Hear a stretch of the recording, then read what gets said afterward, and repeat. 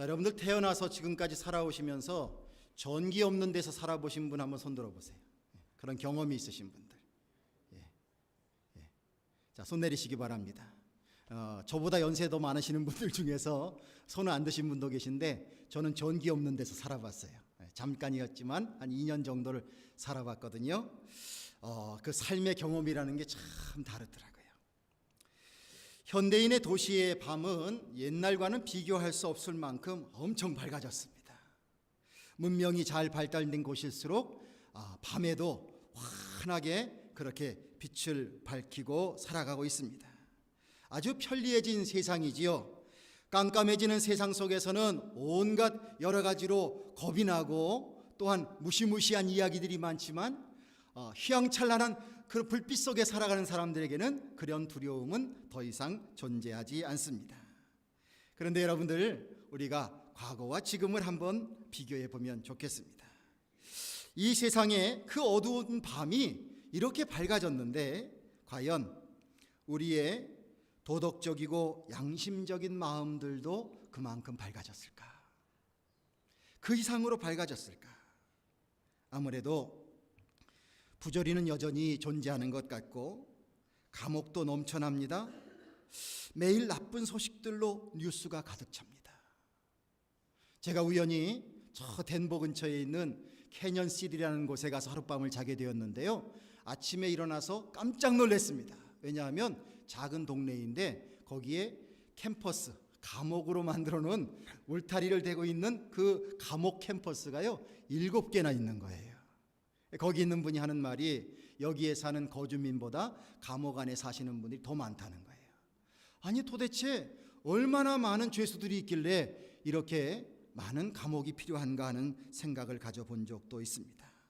말세다, 말세야, 그렇게 얘기할 수밖에 없는 이 세상을 우리가 맞이하고 있습니다. 이러한 때일수록 하나님의 자녀들에게 요구되어지는 하나님의 자녀로서의 모범적인 삶은 더욱더 절실한 시대인 줄로 믿습니다. 여러분들, 전도하고 선교하지만 사실은 우리가 주님 말씀대로 살아가면 우리의 삶 자체가 분명한 확실한 전도가 되는 줄로 믿습니다. 이렇게 볼 때에 주께서 우리에게 해주신 말씀, 너희는 세상의 빛이라, 이 말씀이요 그냥 흘려보낼 말씀이 아니라 우리에게 주시는 사명감으로 받아들이는 말씀으로 여기고, 우리가 살아가는 생애를 통해서 주님께서 주신 이 말씀을 지켜나가기 위해서 애를 써야 할 것입니다. 오늘도 주신 말씀을 통해서 우리 성도님들이 구체적으로 실천해야 할 성도들의 덕목이 여러 가지가 있습니다.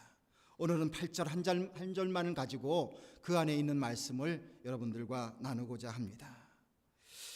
읽은 말씀 가운데에서 첫 번째 눈에 띄는 것은 무엇이냐면, 무엇에든지 참되라 하는 말씀입니다. 자, 한번 따라 하십시오. 무엇에든지 참되라. 예.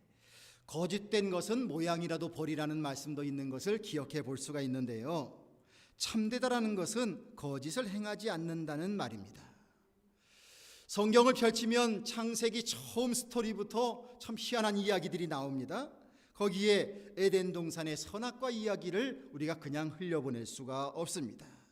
이 내용을 읽어보면 거짓된 장면들이 연속되고 있는 것을 보게 되는데요, 뱀이 하나님께서 해주신 말씀과는 다른 말로 하와를 꼬이고 있는 것을 보게 됩니다. 가뜩이나 호기심으로 쳐다보는 그 선악과, 뭘 좀 하지 말라 그러면 하고 싶은 마음이 우리가 가득 들어있지 않습니까? 그래서 호기심을 가지고 바라다 보고 있는데, 뱀의 입에서 나오는 말은 하나님께서 해주신 말씀과는 정반대의 말이 나옵니다. 야, 먹어도 죽지 않아. 먹어도 죽지 않아. 너 저거 먹으면 하나님과 같이 될 거야. 자, 사람의 마음에 충동심을 일으키기에 충분한 거짓말로 하와를 꼬이고 있습니다. 뱀은 거짓말로 하나님과 인간 사이를 이간질합니다. 그리고 아담과 하와의 인생을 망가뜨려 버리고 말게 됩니다. 하와의 권유로 선악과를 먹은 아담은 하나님께서 찾아오셔서 그에게 질문을 하시게 되니까 하나님이 만든 여자가 먹으라고 해서 먹었습니다. 참 참 비굴한 대답이죠. 이렇게 대답을 하며 변명을 합니다. 이것 또한 자신의 마음을 속이는 것 아닙니까? 언제는 하와를 내 뼈 중에 뼈요 살 중에 살이요 온갖 말로 그렇게 좋아한다고 하더니 추궁을 당하게 되니까 이 일에 대한 사태에 대한 책임을 하나님께 돌리고 또한 아내에게 돌리는 쫄장부의 모습을 보여주고 있습니다. 사실 자기 자신도 먹고 싶은 마음이 왜 없었겠어요? 아무리 먹으라고 한다고 먹습니까? 자기의 마음에 있는 그 충동심이 함께 충동이 되어버렸던 것입니다. 성도 여러분, 우리가 믿음으로 살면서 우리의 인생의 여정이 길다면 길고 짧다면 짧은데요, 우리가 믿음으로 살아가는 이 인생의 여정 가운데 우리가 해결해야 할 아주 큰 과제 중에 하나가 바로 무엇이냐면 참되게 사는 일입니다. 내가 과연 참되게 살 수 있을까? 나는 지금 참되게 살고 있는가? 이게 참으로 무거운 짐일 수도 있고요, 굉장히 중차대한 하나의 과제입니다. 거짓을 행하는 이유를 생각해 보면 순간의 이익을 택하고 싶은 유혹에 넘어가는 것이지요. 우리는 하나님의 지으심을 받은 사람입니다. 하나님의 자녀가 되었습니다. 그러기에 하나님께서 거짓이 없으신 분이기 때문에 우리의 삶의 모습도 거짓이 없어야 합니다. 그런데 거짓된 삶을 다 누구나 경험하고 있습니다. 왜 그럴까? 그 이유 중에 하나는 하나님을 믿는다고 말은 하지만 하나님의 존재와 그분의 능력을 100% 신뢰하지 못하기 때문인 것 같아요. 여러분, 바늘도둑이 소도둑이 되는 것처럼 우리가 거짓을 용납하기 시작하면 작은 거짓이 큰 거짓을 허용하게 되는 것을 압니다. 내가 거짓된 삶의 모습을 갖고 살아가고 있으면 어느새 내 자녀도 그것을 당연한 것으로 여기고 그것보다 더 심한 거짓된 삶을 추구하는 모습도 바라다 보게 되면서 섬뜩해지게 됩니다. 야곱은 장자의 축복권을 너무나 갖고 싶었습니다. 육신의 연약함 때문에 그것을 극복하는 방법이 그렇게 해서라도 자기가 거짓을 통해서라도 그것을 쟁취해야 된다는 생각을 가졌습니다. 그러다 보니까 아버지를 속이고 형을 속였습니다. 또 도망가서 외삼촌 집에 얹혀 살게 되는데 재물을 많이 갖기 위해서 외삼촌을 속이는 삶을 또 택하게 됩니다. 참 아이러니하지 않습니까? 하나님의 복을 원하면서도 또 그 한편에는 계속 거짓된 삶을 살아가고 있습니다. 세월이 흘렀어요. 이제 고향으로 돌아와서 많은 아들들이 있었습니다. 그런데 아들들 사이에 서로 분쟁이 있었습니다. 가장 아버지의 사랑을 받던 요셉을 죽이려고 했습니다. 그러나 그 형제들 가운데서 그렇게 하지 못하게 하는 형제들이 있기 때문에 결국은 애굽의 노예로 팔아버렸습니다. 그리고 아버지에게는 맹수가 와서 요셉을 죽였다고 거짓말을 했습니다. 아버지를 속인 거예요. 자, 속이는 아버지, 자신의 아버지를 속이는 그 아버지, 또 그 밑에서 태어난 아들, 이제 그 아들들의 속임은 뭐 사람이 바뀌는 걸 가지고 속이는 게 아니에요. 살고 죽는 문제를 가지고 속이는 속임수를 하고 있습니다. 자식들이 대담하게 거짓말을 하고 있는 것을 보게 됩니다. 야곱이 요셉을 다시 만나는 그 긴 세월까지 얼마나 마음속에는 큰 슬픔으로 고생을 겪으면서 살았겠습니까? 죽지 않은 자식은 죽지 않았는데 죽었다고 생각하면서 그 마음속에 이별을 해야 되는 이 아버지의 심정을 우리가 한번 상상을 해보자는 말입니다. 자신의 인생의 목적을 위해서 살아온 그 인생의 거짓의 대가를 야곱은 단단히 치르고 있었습니다. 그래서 그런지 그가 이집트의 바로 앞에 섰을 때에 나는 험악한 인생을 살았습니다. 이렇게 고백하고 있습니다. 여러분들의 인생을 반추하실 때에 내가 참 잘 살았습니다. 이런 고백이 나와야지 저요 참 험악한 인생을 살았습니다. 죽지 못해 살았습니다. 괴로운 인생을 살았습니다.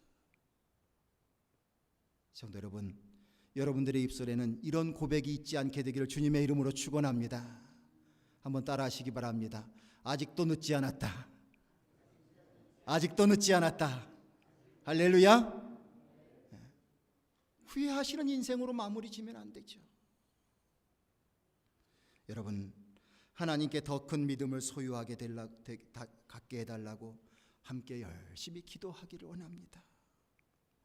하나님이 기뻐하시는 대로 참된 마음을 가지고 살면, 우리가 참된 마음을 갖기 위해서 그렇게 주님 안에서 믿음의 길을 걷게 되면 어느새부턴가 내 속에 드리워졌던 검은 그림자가 하나씩 하나씩 사라지게 될 줄로 믿습니다.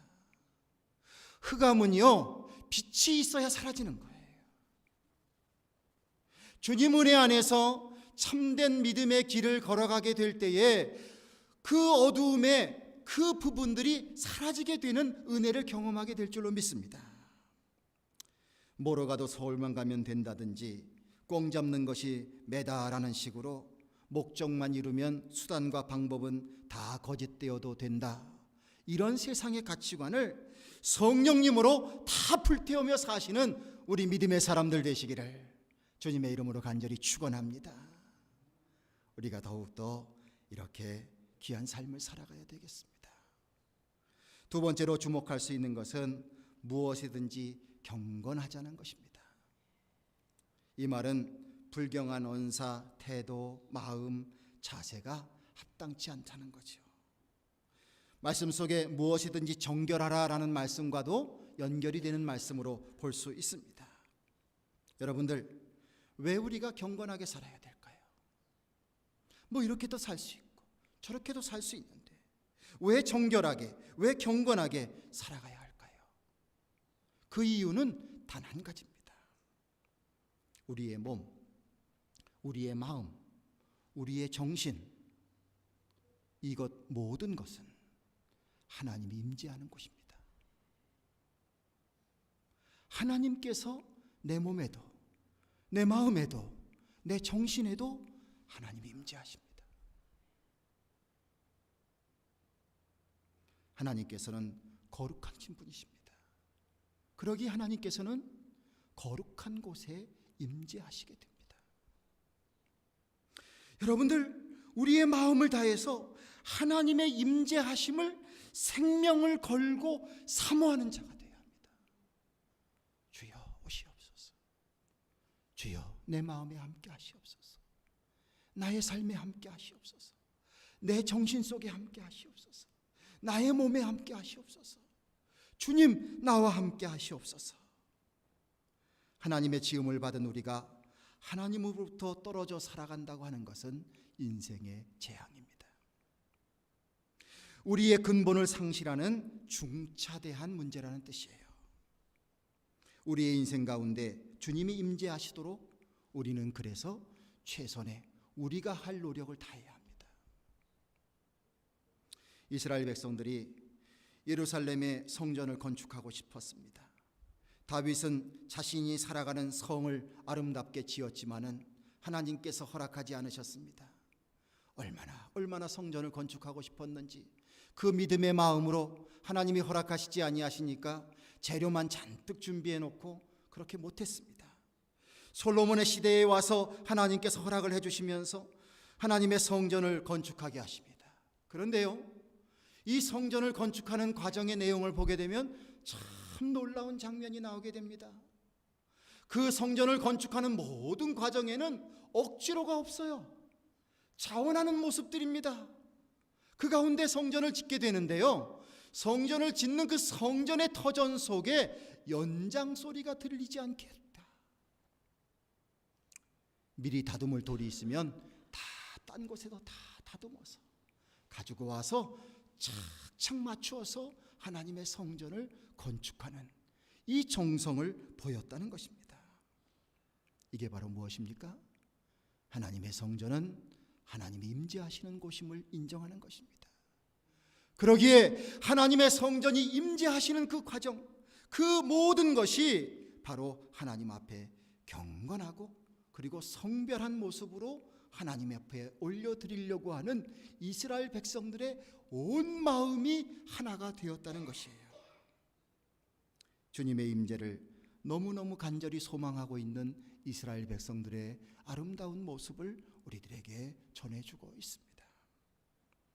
우리가 경험해본 건축 현장의 소리를 기억해 보시기 바랍니다. 온갖 욕소리가 많이 있습니다. 일하시는 분들 사이에서 얼마나 욕이 많습니까? 시끄럽죠. 이웃 주민들이 막 민원을 놓아야 될 만큼 그렇게 시끄럽고 복잡하죠. 이런 건설 현장의 모습과는 너무나도 대조적인 모습으로 하나님의 성전을 건축해 드렸다는 뜻입니다. 여러분, 우리의 삶을 한번 이 말씀을 통해서 돌아보길 원합니다. 어떤 분들은 인생의 사건 사고가 너무 많아요.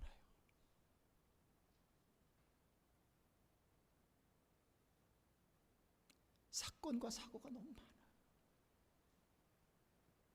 툭하면 싸우고, 툭하면 욕하고, 툭하면 비명 지르고, 죽이겠다 못 살겠다. 평안이 없습니다. 왜 그러느냐? 이렇게 물어보면 다 남들이 자기를 못 살게 굴기 때문이래요. 이유야 어찌됐든 이런 생애를 살아가는 사람의 그 삶의 마음에는 천국이 없습니다. 우리가 장차갈 하나님의 나라도 천국이고, 하나님의 나라는 지금 이 세상을 살아가는 우리의 이 삶 속에서도, 우리의 마음 속에서도 하나님의 나라는 분명히 건설되고 이루어지는 줄로 믿습니다. 그런데 천국이 없어요. 얼마나 안타깝습니까? 우리가 그리스도인이 되었음에도 불구하고 만약 이런 삶을 계속 살아갈 수밖에 없다면, 우리가 내가 진정으로 예수님을 올바르게 영접했는지 근본적인 것부터 다시 주님 앞에 기도하면서 해결해야 될 것입니다. 우리 예수님은요, 평화의 주님이십니다. 그 예수님이 나를 통하여서 역사하시면, 내 마음의 주인이 되어주시면 나의 마음을 바꾸십니다. 내 안에는 평화가 있어야 합니다.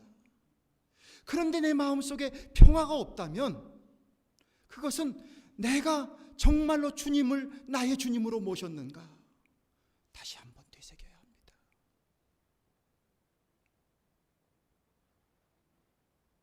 감옥에 있던 바울도 성도님들에게 항상 기뻐하기를 간절히 원했어요. 우리의 마음이 세상의 정욕과 욕망으로 가득 차서 그 수위가 예수님을 덮어버리고, 말씀을 덮어버리고, 믿음을 덮어버리고, 그렇게 하면 우리는 결코 경건할 수 없습니다. 하나님의 임재하심을 도저히 경험할 수가 없는 거예요. 교회도 마찬가지입니다. 어느 교회가 좋은 교회고 어느 교회는 나쁜 교회인가, 함부로 이런 것을 말하면 안 되지요.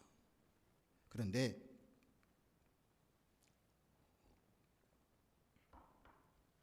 고함치는 소리, 욕하는 소리, 싸움하는 소리, 이런 소리가 난무하는 교회는 적어도 하나님께서 임재하시지 않습니다. 하나님이 임재하시지 않는 교회는 죽은 교회예요.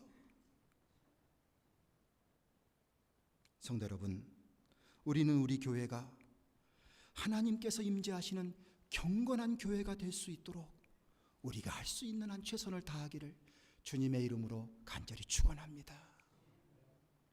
찬송 소리, 기도 소리, 박수 소리, 성경 읽는 소리, 웃음 소리, 아멘 소리, 할렐루야. 이런 소리는 클수록 힘이 생깁니다. 우리가 그 안에서 하나님의 영광을 돌릴 수 있는 교회를 소망하고 꿈꾸며 살아가야 되죠. 우리의 교회 속에서 나의 개인적인 소리가 커지지 않도록 조심해야 합니다. 주님 앞에 나올 때는 적어도 우리가 세상에서는 조금 이렇게 저렇게 부족하게 살 때가 있잖아요. 사실은 우리의 마음이 좀 흐트러질 때가 있잖아요. 그래도 일주일에 한 번 또는 여러 주중에 있는 교회 모임을 통해서 여러분들이 교회에 나오실 때에는 그래도 좀 경건한 마음으로 주님 앞에 나오시는 것이 필요하지 않습니까? 주님 앞에 나오면서 어떤 마음의 자세를 가져야 되겠습니까? 내가 그동안 하지 못한 소리, 다른 인종들하고 살면서 내가 하지 못한 소리 이제 교회에 가서 실컷 해야 되겠다, 이런 것보다는 여러분들 주님 앞에 나오면서 주여 말씀하옵소서, 내가 듣겠나이다. 주님의 복된 교회는 나의 소리를 내세우는 교회가 아니라 하나님의 음성을 듣는 자리인 줄로 믿습니다. 우리가 그렇게 살아가자는 것이죠. 하나님이 기뻐할 일이 아닌 것을 우리가 함께 도모해서는 안 될 줄로 압니다. 우리 교인들은 그런 일들은 없겠지만은 여러분들, 하나님이 기뻐하시지 아니하시는 안타까운 모습들이 교회 안에서 일어날 때가 있습니다. 교인들이 모여서 술 파티를 하게 되고 음담패설을 일삼게 되고 목회자를 성토하거나 또 어떤 성도들을 성토하거나, 이런 일들을 성도들이 모여서 하는 경우들이 있어요. 나쁘끄러운 짓을 성도들이 모여서 하는 경우가 있다는 것입니다.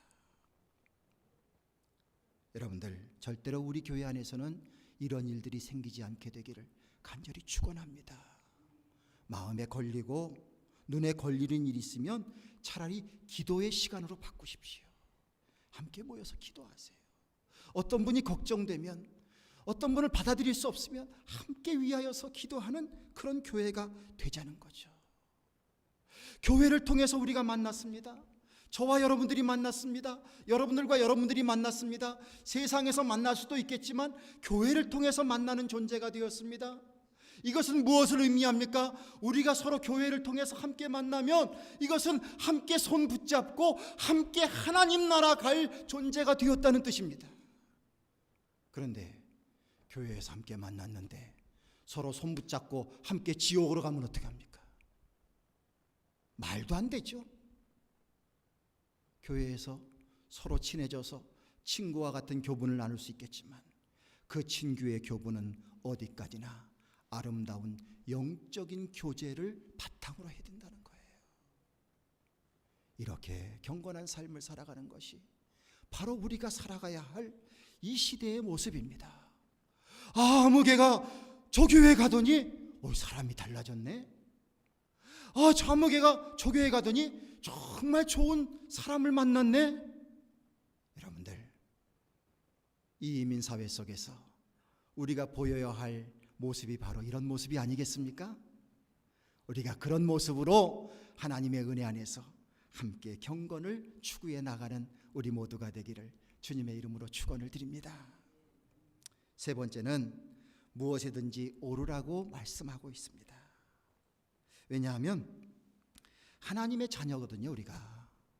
그러니까 하나님의 자녀에게는 그르게 살아가는 것이 결코 옳은 것이 아니에요. 부모는 훌륭한데 자식들이 막 살면은요, 부모의 모든 것이 다 깎이지 않습니까? 마찬가지입니다. 우리가 옳게 살아가야 되는 것은 무엇이냐면 바로 하나님의 자녀이기 때문에 그렇게 살아가야 되는 것이에요. 그런데 무엇이 옳은 것이고 무엇이 그른 것인가 하는 것이 그 기준에 문제가 있습니다. 옳고 그른 것에 대한 세상적인 기준이 있고 또한 믿음의 사람에게는 믿는 자의 기준이 있습니다. 성경 말씀을 대하면서는 구약 성경에 있는 율법의 기준이 있고 또한 예수님이 오신 이후에 예수님께서 보여주신 예수님의 기준이 있습니다. 우리 그리스도인들이 믿음으로 살면서 주님께서 주신 기준을 갖게 되면 예수 그리스도의 주시는 그 삶의 기준에서 옳고 그름을 말해야 할 것이요, 또 이 기준은 결코 세상의 기준에 못 미치지 않는다는 사실입니다.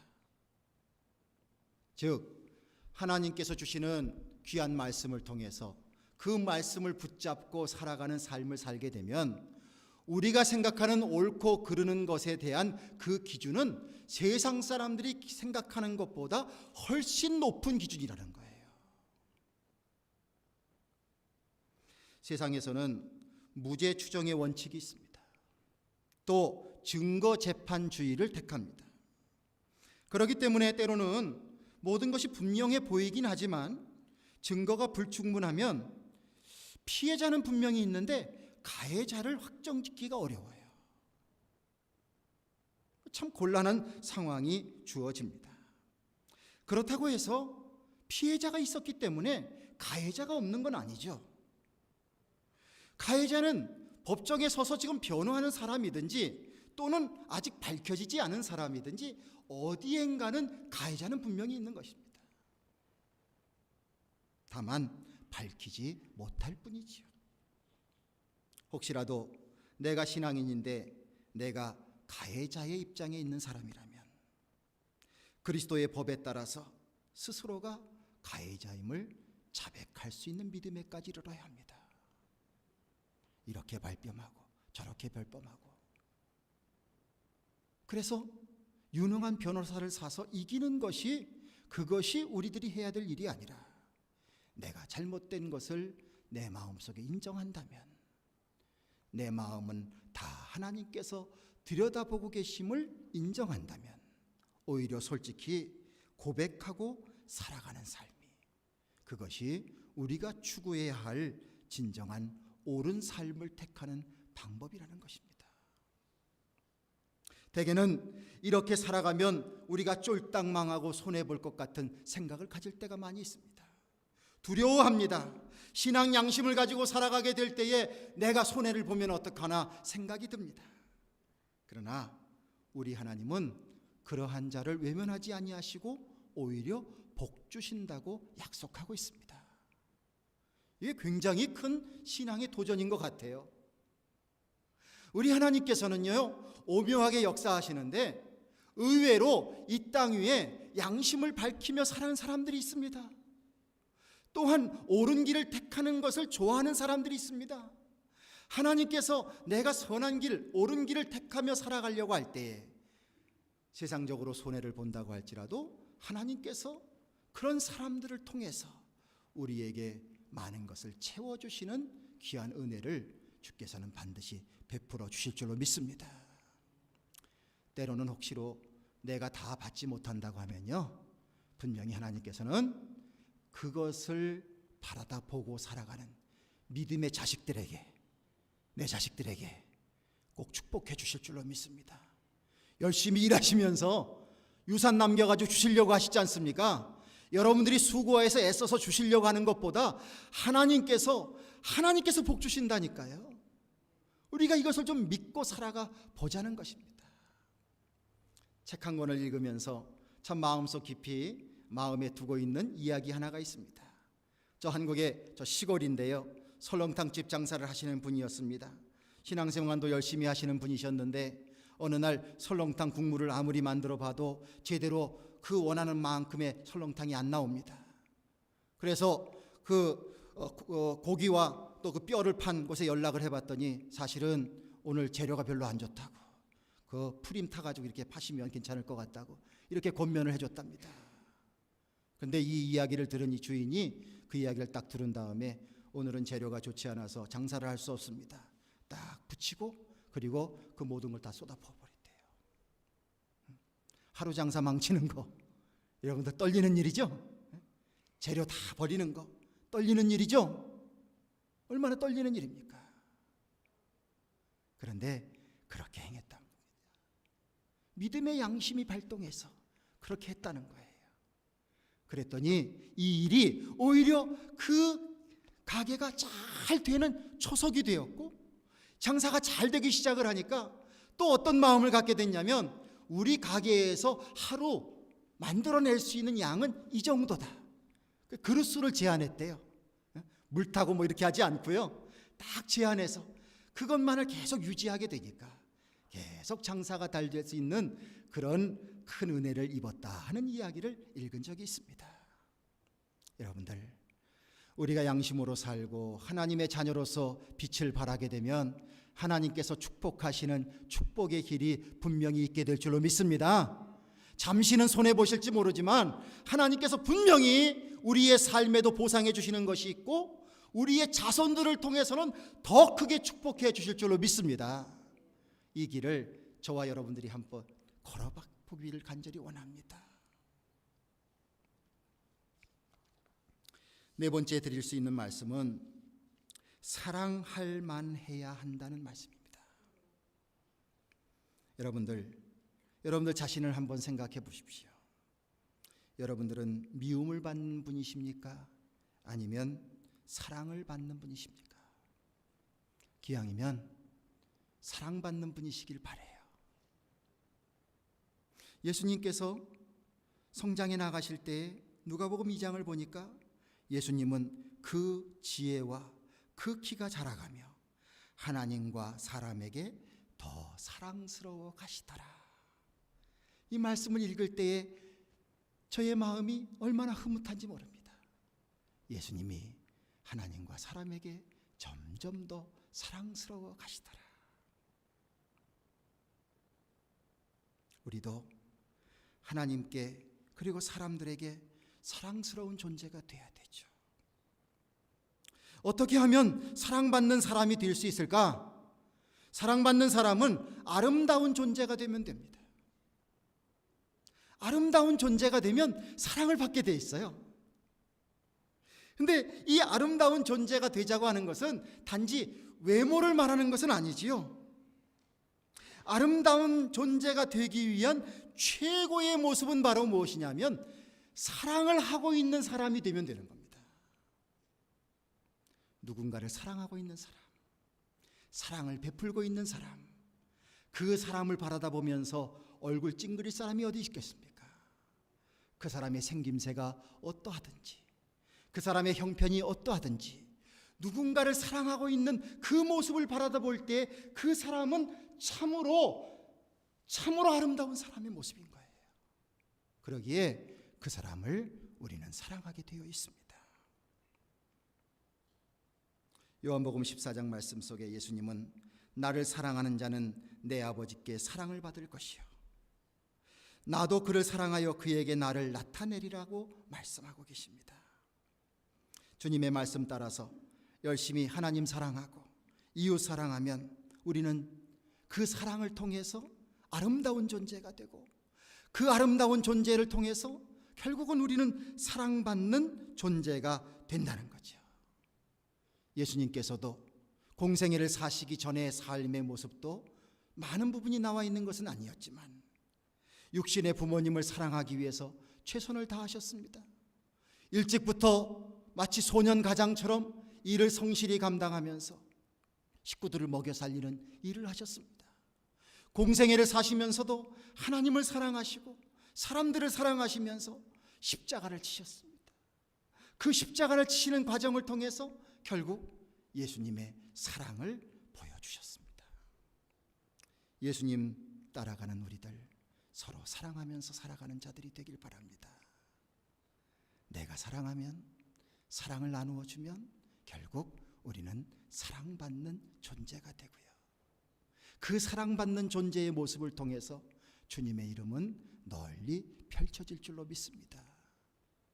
누가 나를 사랑하는 준다고 사랑에 목말라 하십니까?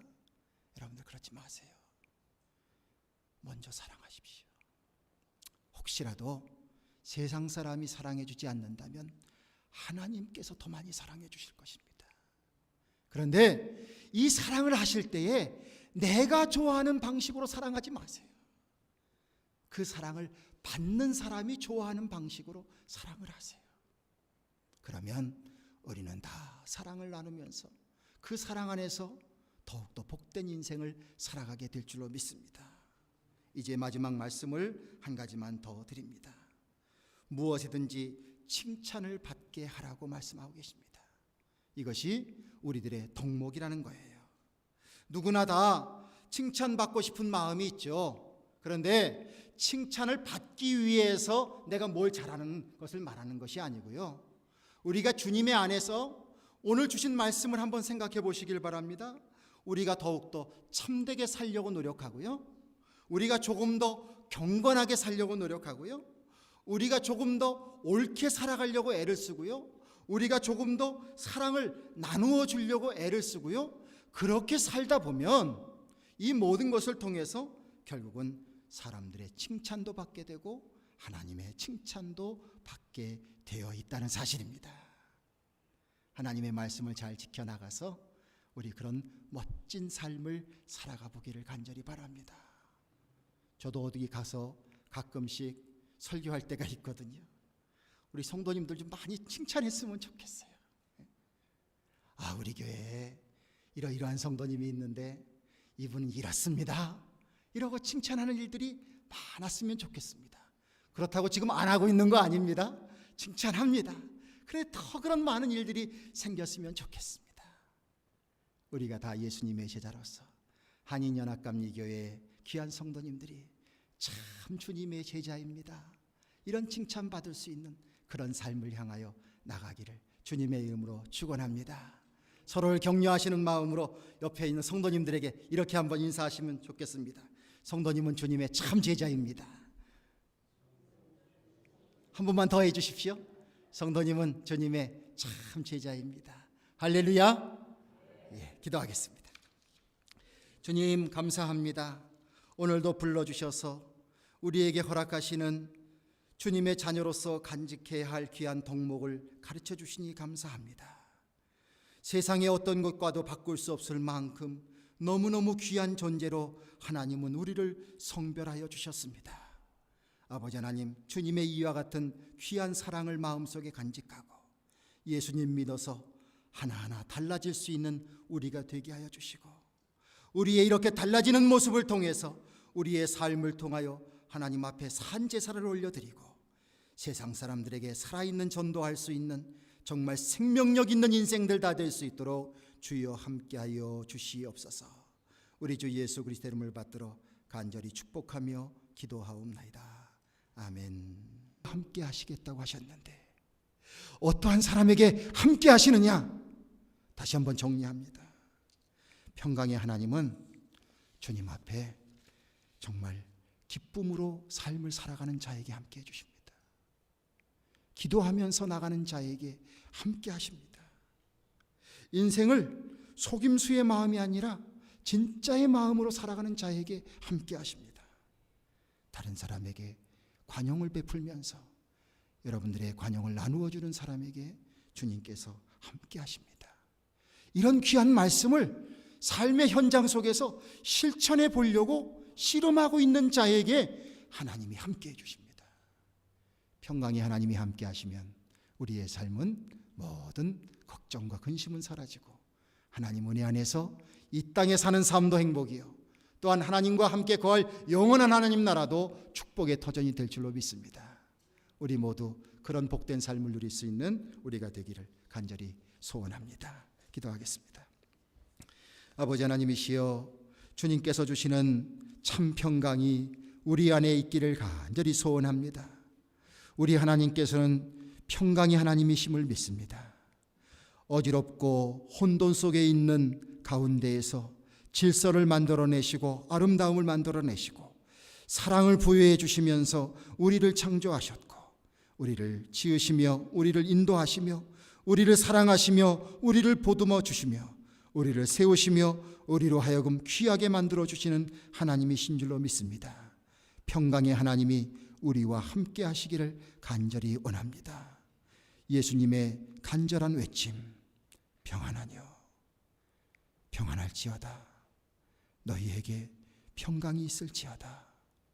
이 말씀이 우리의 마음속에 늘 메아리치게 하여 주시고 힘들고 어려울 때 평강의 주님 붙잡고 인생길을 잘 살아낼 수 있는 우리 모두가 될 수 있도록 주님 함께하여 주시옵소서.